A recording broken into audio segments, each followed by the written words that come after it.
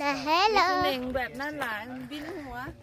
เจ้าเบิ่งนะเที่ยงตั้งงามๆตั้งเที่ยงตั้งซื่อๆตั้งกล้องซื่อ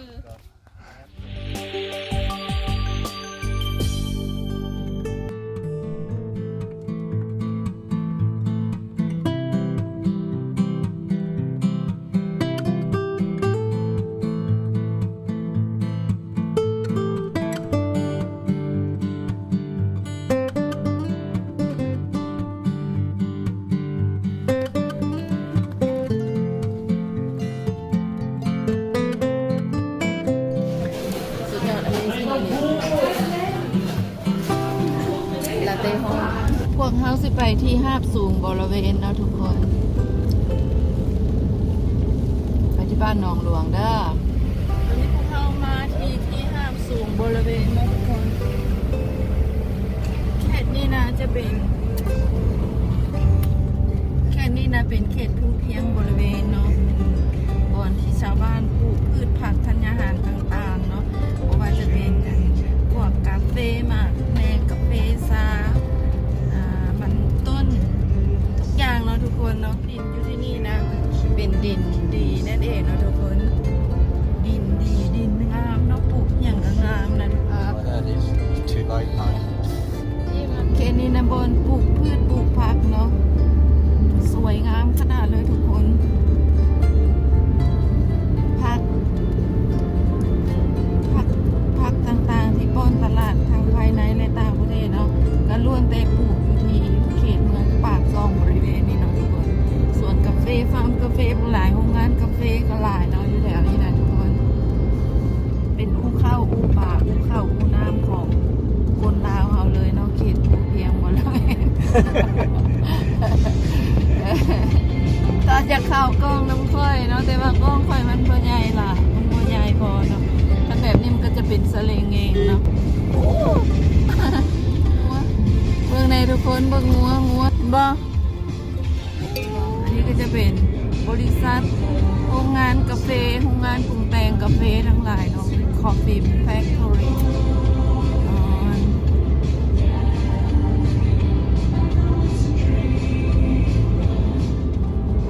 อยู่ทางเบื้องขวามือก็จะเป็น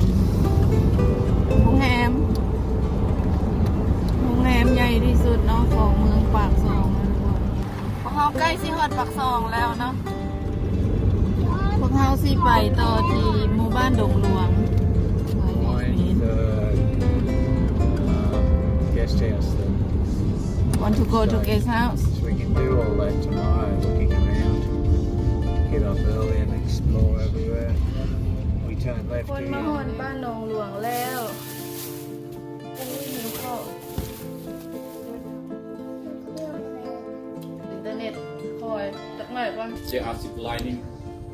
trekking, or night camping. Yeah. And ต also อนนี้ใกล้กำลังอธิบาย sleeping at the homestay ferry. ว่ามีการท่องเที่ยวอย่างแน่อยู่ที่นี่ Depends เนาะ on the clients they will มีอย่างแน่อยู่หั่นมียางป่ามีชีพลาย ที่ยางปลาขี่สลิงนอนเพื่อนต้นไม้ ยางป่าขี่สลิงนอนเฮือนต้นไม้แคมปิ้งเนาะ แคมปิ้งเฉพาะแบบมันเดินยางปลาก็เลยแคมปิ้ง โอ้ยางป่าแคมปิ้ง So my company provided a lot of activities. They are zip lining, trekking, or night camping. Yeah. I'm gonna take you there. I have to get permission from the chief of the village. Yeah. Okay, I understand. มีเฮือนต้นไม้นะแม่นบ่หรือว่า เป็นต้นไม้เฉพาะแต่แบบที่ว่าเขาขี่สลิง โอ้พวกที่มาน้ำทัวร์เนาะ ชม My company at Plastic. ชม So before I come to the group, they have to book the tour first. Okay, And then my okay. tour operator have to give me schedule, we change, Yeah. take turn because I have around 2 or 3 colleagues. Yeah. ทุกคนตอนนี้พวกเรากำลังสิพากันไปกินข้าวเนาะไปย่างแล้วอันนี้คือโฮมสเตย์อยู่ที่บ้านหนองหลวงเนาะบ้านหนองหลวงปากซองแขวงจำปาสักที่นี่นะมีอยู่ในหมู่บ้านหนองหลวงนี่มีโฮมสเตย์อยู่ประมาณ10กว่าหลังคาทุกคน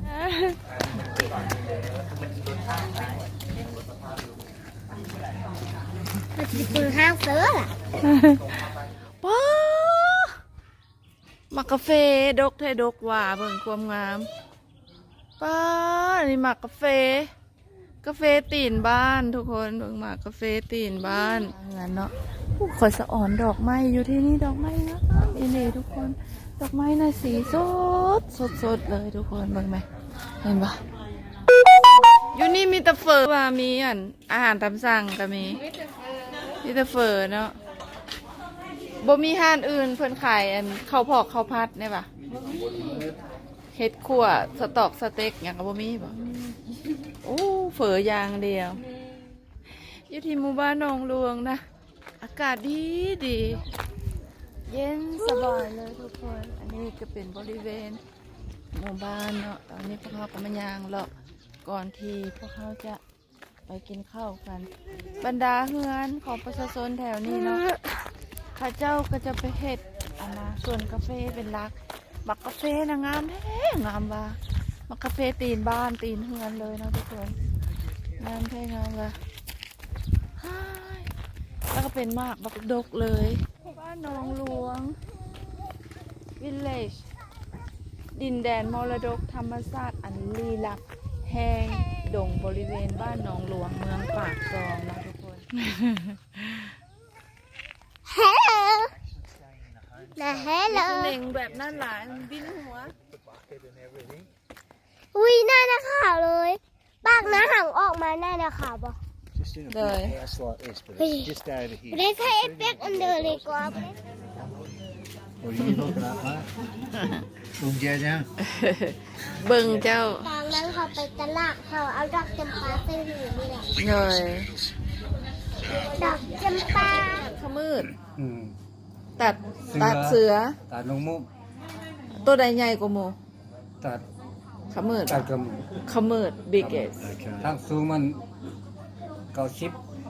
สูง90 เมตร สูงเก้าสิบ high 90 90 metres high. Yeah. Wow. ตัวตัดขมืดเนาะตัดเสือบ่ใหญ่ปานใด ตัดเสื้อเป็นไงระวัง สูง 15 เมตรนี่แหละ 15 for the tiger border 15 meter แล้วก็ตัดนงมุมมันเป็นสัตว์เจ็ดสัตว์เนาะมันเป็นพับถึงเรื่อยตัดนงมุมนะ ตัดนกมุม แต่ มี ว่า เจ็ดซ้ำ เจ็ดสัตว์ อ๋อบ้านนี้เฮ็ดเป็นโฮมสเตย์นี่โดนแล้วบ่พอ ก็แต่ปี2004 โอ้เริ่มแต่พุ่นเลยอ๋อปัจจุบันนี้เด้พอ ปัจจุบันนี่มีหาแต่ว่าซ้ำห้องกันมีระหว่าง7-8นี่แหละ โอ้ดีหลายพอทุกคนตอนนี้เนาะค่ำมาแล้วอยู่ที่นี่ก็คึกคักเนาะตอนนี้ค่ำแล้วเนาะแล้วอยู่ที่นี่ก็คึกคักเนาะเพราะว่านักท่องเที่ยวมันก็จะพากันเปิดเพลงปาร์ตี้กันเนาะทุกคนหมู่บ้านเฮานี่เฮ็ดปลูกกาแฟเนาะเป็นหลักคือ Cup J there, Paul. ขอบใจหลายๆพอลูกเอาตัวเป็ดให้น้องละบ่ะเอาตัวเป็ดให้น้องแหละ That's what she's doing. She just wants to get into the chip. สบายดีตอนเช้าทุกคนตอนนี้ฝนตกเมื่อคืนเลยเนาะฝนตกเมื่อคืน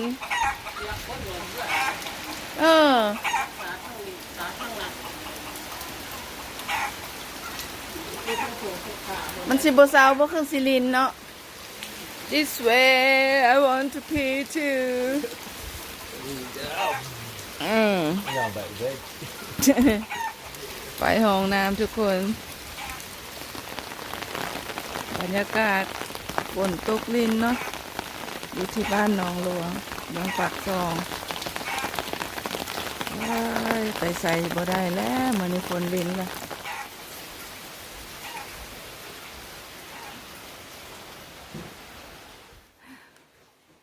กินข้าวเช้าเด้อ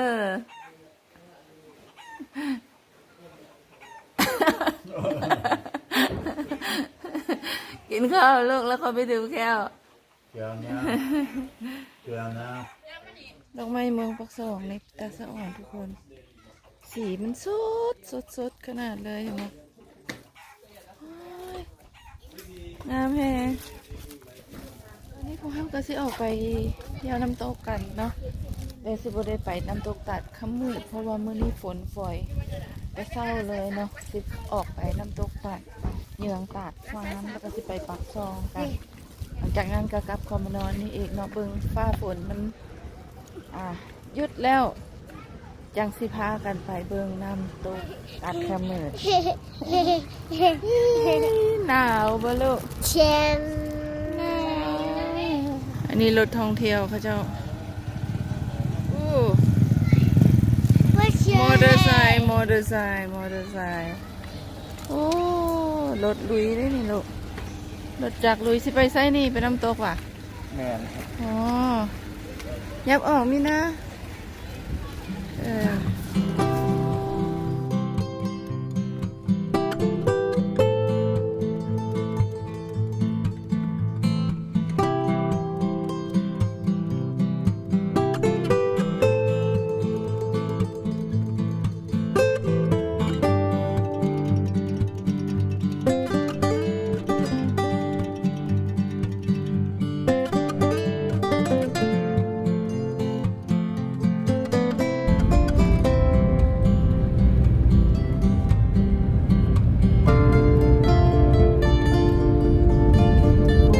น้ำหมอกนี่อยู่เมืองปากซองช่วงฤดูฝนเนาะน้ำหมอกกุ้มทั่วบริเวณเลยทุกคน Yeah, we never go as we are up in the highlands and all of us flat out. In amongst the clouds.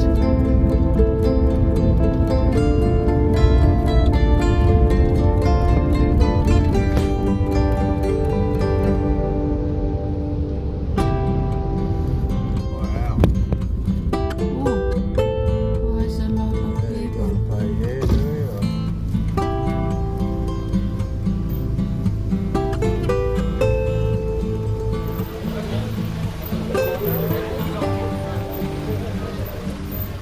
คนตอนที่พวกเขามาฮอดน้ำตกแล้วมาฮอดน้ำตกปากฟานแล้ว ขายให้เด็กโดน ย่างดีๆลูก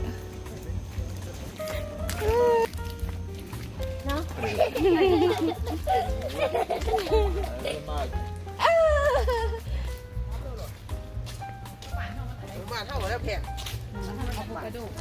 ฝนตกได้หมด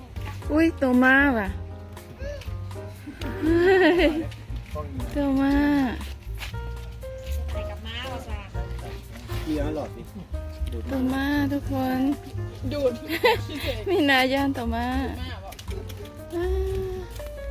อุ้ยโบไปใส่นอกคำพูอีหลี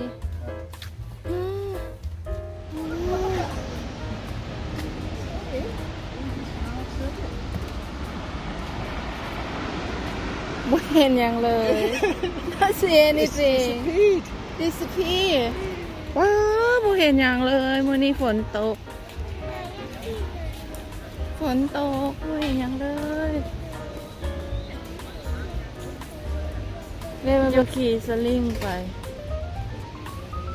ตัดฟานรีสอร์ท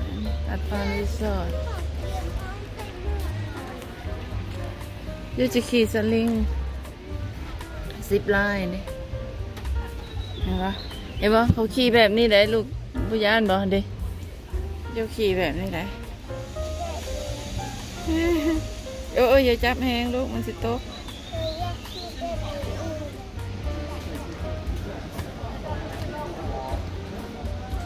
เรื่องมีขนมเค้กกินปะ เขาเตรียมลงไปที่เลย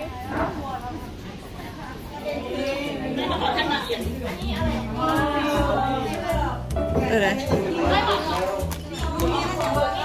ตัวนั้นนะ